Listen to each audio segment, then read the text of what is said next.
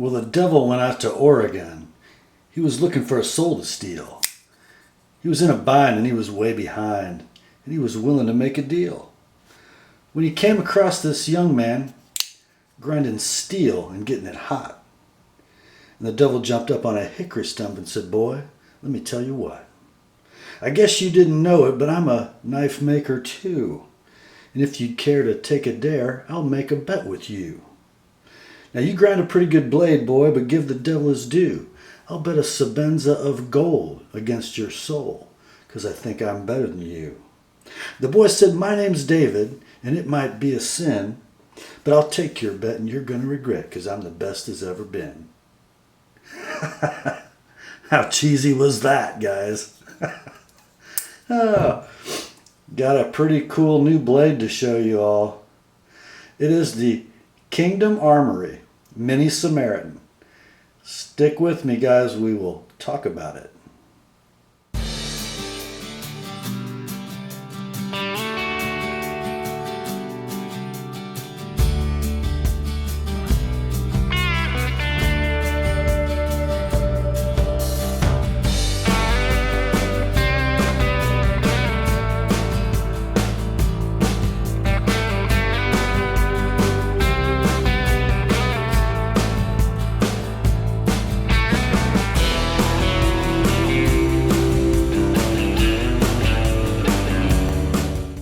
Hi gang, Rob here. It is the evening of 28 August 2014, and again I apologize for the cheesy intro, but the comparison is sort of natural and we'll get to that in a few minutes. But I wanted to show you guys sort of a first impressions from the sharpening bench video of a new knife from a relatively new maker, Kingdom Armory in Ashland, Oregon. The maker is David Rydbom. I hope I said that right, David. David from the Pacific Northwest, and just from perusing his website and checking out some of his YouTube videos, an avid outdoorsman and knife maker. Has been a custom knife maker for a few years, making a larger version of this sub 3-inch titanium frame lock folder, the Samaritan. This one is the Mini Samaritan, and this run of Mini Samaritans in 2014, Kingdom Armory's first production run of knives, not custom knives, but production knives. And he's wading into some pretty treacherous territory, isn't he? Wow. Let's see what we got here. We have a, what would you call that? Like a sort of a clip skinner kind of a blade profile. Flat ground from about 2/3 of the breadth down. I guess you could call it a saber grind. It is a pretty robust little guy. I think it's a 3.5 millimeter blade, fashioned from Crucible CPM S30V, made in USA. Pretty cool little crest logo over here on the presentation side of the knife. And when I say wading into some dangerous territory, well, what else do we have in the sub 3-inch titanium frame lock world of low volume production knives that cost around $400? Yeah, you guessed it. Chris Reeve Small Sebenza. You know, other than their general design and function, what else do they share? Well, crucible steel, a blade shape that, let's just say, is governed by form, or by function rather than form. You've got a super utility blade shape in the Insingo Small Sebenza. Great EDC blade shape. The same, I guess, could be said for this sort of modified Skinner profile in the Mini Samaritan. A little more robust, a little more well suited for hunting. And you know, David loves to hunt. He's got some pictures on his website that look absolutely a blast out in the high country in the Pacific Northwest hunting. Now Not only that, we've also got very similar pivots. Phosphor bronze washers, phosphor bronze washers. Chris Reeve bushing Sebenza pivot. David calls his a sleeved pivot. I have not taken this knife apart. This one belongs to my customer Shem from Minnesota. And it's brand new and it is buttery smooth. There was absolutely no point in taking it apart and doing any polishing, so forgive me guys, but I'm not going to be real well versed on the internals, just kind of going by what the website says. Dimensionally, almost exactly a 4-inch long handle on the Small Sebenza, 3.71 inches on the Mini Samaritan. Pretty obvious the Sebenza handle's a little longer. How does that translate to ergos? Definitely a 4-finger knife on the Small Seb. And because the choil really is made by the base of the blade, and it is unsharpened at the base, even with its shorter handle, I can still get my pinky on the back of the knife, which is great. Oh, Campfire Talk texted me. Should have turned my ringer off. He's playing the drums tonight, guys. Sent me a picture and everything. Let's see. Here, look. I think he's set up in his garage. He's old. He doesn't have any hair left, and he's trying to relive his glory days. Sorry, brother. Couldn't resist. That's what you get for texting during the video. Okay, I digress. So even though the handle's a little shorter on the Mini Samaritan, about the same level of utility, and I would say kind of equally good ergos. Maybe not quite as comfortable as a Small Sebenza in a hammer grip. About the same in the draw cut grip. Both very pinchable for doing close-in fine work. Blade length, 2.94 inches on the Small Seb. 2.78 inches on the Mini Samaritan. But one thing David talks about, and I watched this video on this knife, is length of cutting edge. And if I sort of get these things so the cutting edge starts at the base in the same place, it's going to look like the Sebenza has more cutting edge, but because of this upswept curve, all this belly, if you actually ran a tape from the tip of the knife to where the cutting edge starts, David says it's about 3 inches, which both blades would have about the same cutting edge then. So, you know, you got a couple knives that are about $400, same construction, same mechanics, very similar steel, S30V on the Mini Samaritan, S35VN on the Small Sebenza. Level of fit and finish. Got some really nice bronzed, probably titanium standoffs on the Mini Samaritan. Really nice fit on the lock bar side of the frame.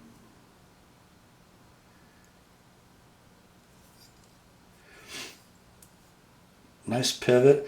And then he's got this, of course, probably a blasted finish and then stonewashed and then bronze anodized. This sort of faux bolster look with the crater pattern in the titanium, which I think makes the knife very handsome. Not too gimmicky, but gives it a little character. How's that jimping on the spine? It's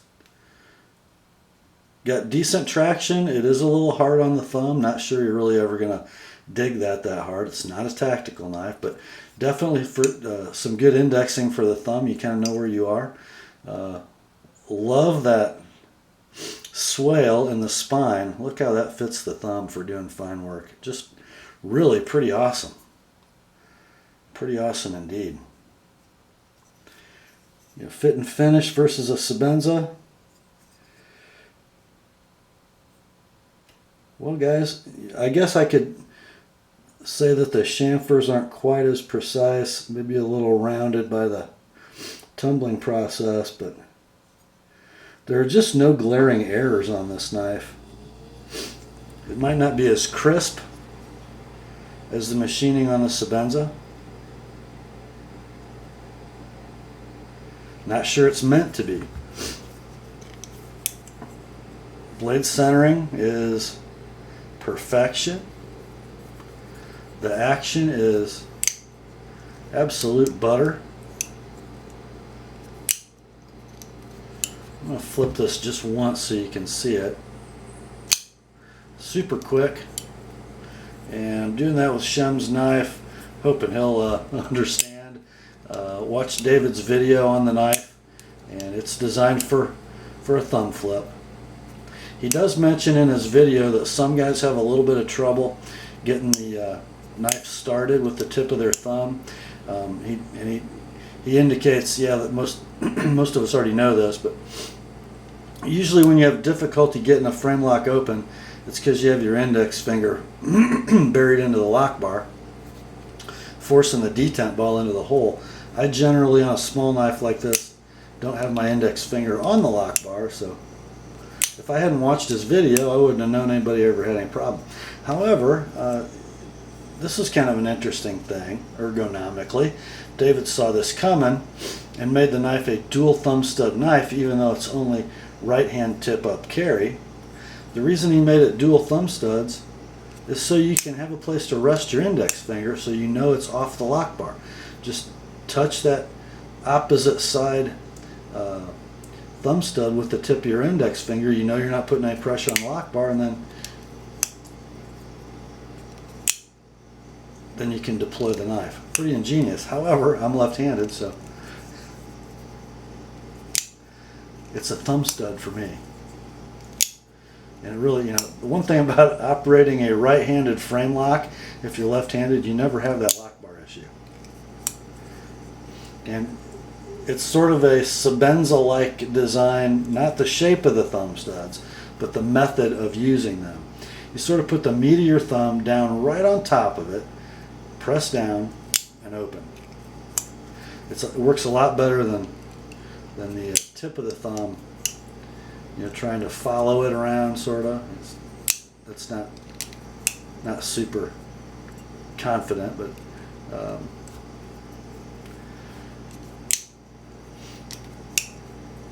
now that thumb stud, to me, although it might be pretty functional for opening the knife,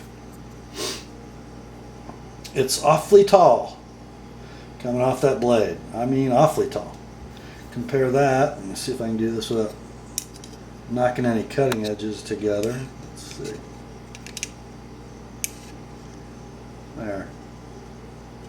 No, it's not really helping us. Let's do it this way. There.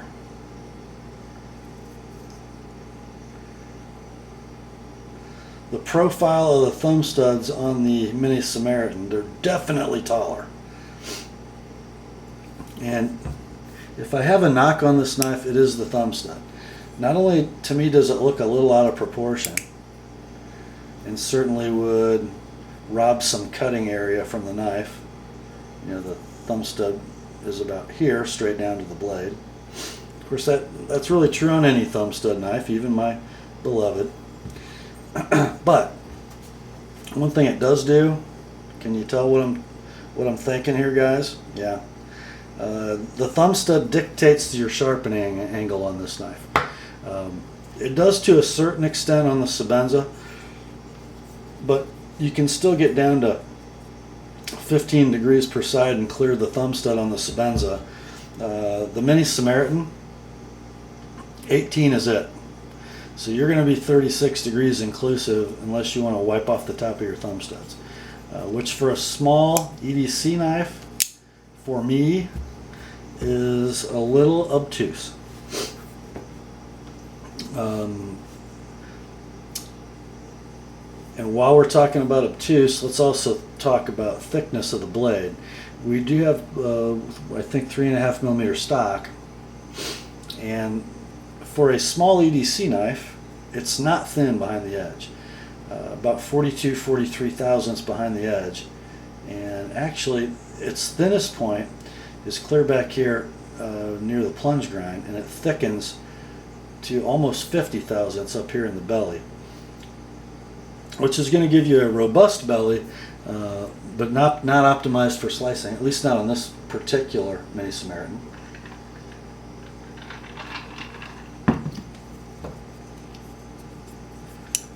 You know, my particular Insingo Small Sebenza isn't exactly lean behind the edge either, about 27 thousandths. Not one of the thinner Insingo blades that I've had, and it's mine. But you know what, that should make it last a long time. I'd like to see it down under 20, but it's not. So you got a pretty chunky, pretty robust knife, even though it's physically smaller in overall length and blade length than the Sebenza. It weighs a little more, 3.1 ounces for the Mini Samaritan, 2.8 for the Small Sebenza. Not a bad thing. You know, the ergos of the knife, the smoothness of the action, actually very Sebenza-like. Could do this all night. Let's look at the lockup. And I was watching David's video on this knife, as I said, and music to my ears, gentlemen. He likes to set his locks at 40 to 50%. Don't think this one's quite 40. It's close to 40. He says, you know what? I want it to be a safe, secure lock. You're never going to see a Kingdom Armory knife with 3% lockup. It's insane. Early lockup, yeah. Not going to see that with a Mini Samaritan. He actually wants his knives to stay locked when they're supposed to. All lock faces are carbidized. There is no slip. Stick, if you have it, is going to be extremely minor. I'm going to open this with some pressure on the lock bar. So now we might approach 40%. So that's about as hard as that lock's ever going to engage. And listen, there's no stick on this knife. Nothing. But still really secure. No up and down play. And of course, no side to side play. Really well executed bushing pivot. I would imagine it's ground to precise length and tuned with the washers, just like a Sebenza. Just beautiful little knife. Let's talk about the pocket clip for a minute. It is a deep carry clip with access to the screws via that slot in the middle. Those are Phillips screws in 2014. How about a little throwback? Although the rest of the fasteners on the knife are Torx. I did pocket the knife just a couple times to see how the clip worked. I will say that it's not super easy to get in the pocket. It's definitely two hands going in. The end of the clip doesn't really rise off the handle quite far enough. I'm wearing a pair of khaki shorts tonight, and the clip needs help getting over that edge of the pocket seam. Not necessarily a big deal. But again, you know, when you're comparing it to the best pocket clip in the world, and it is, nothing goes in the pocket easier and stays as secure as a Sebenza clip. There's something magical that happens right here. Although smalls with micarta you do have to fight them going in a little bit, but they do not come out, will not come out. I don't imagine the Mini Samaritan is going to have any problem coming out of your pocket when it's not supposed to either.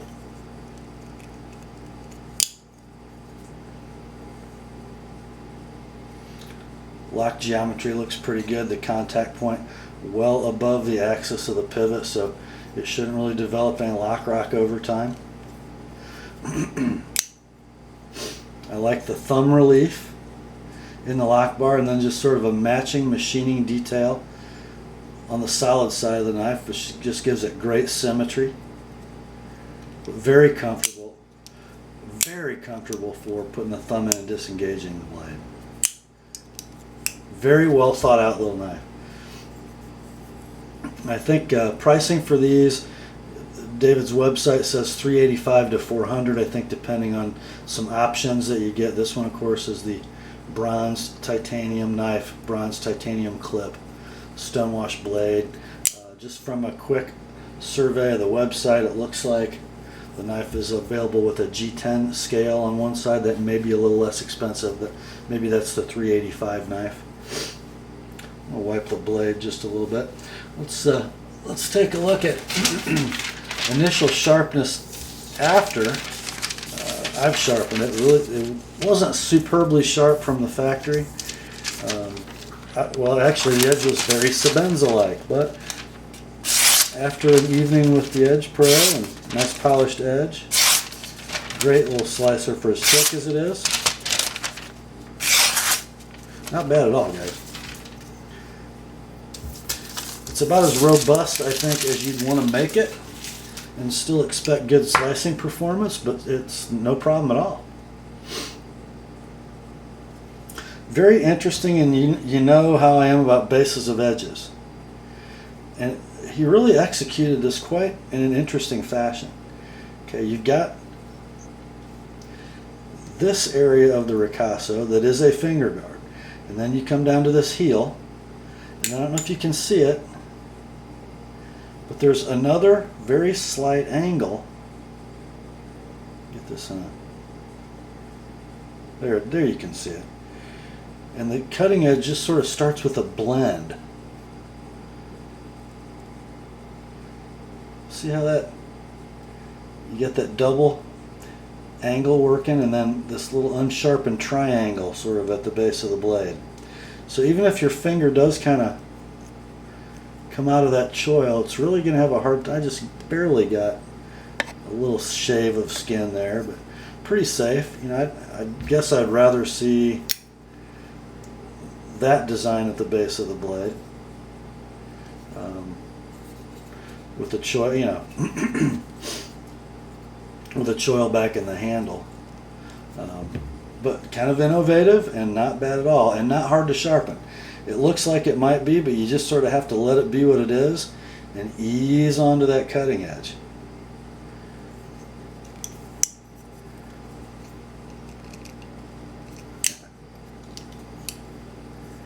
All in all, a super attractive little knife.